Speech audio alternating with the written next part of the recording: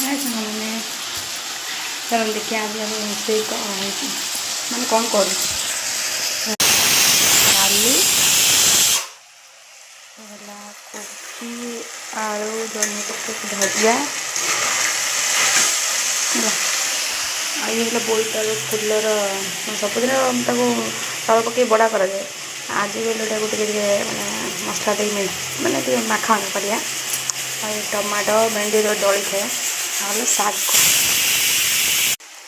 भाव दीटा जगह कि शाग अच्छे ये शागटा मुझे कहली माँ काटुले ना मुझे कहली गोटा शाग मुझे भाजी से बाड़ी तोड़ी बनाई से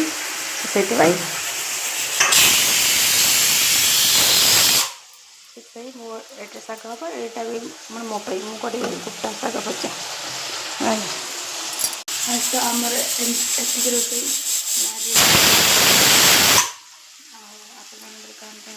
आप कह जगन्नाथ।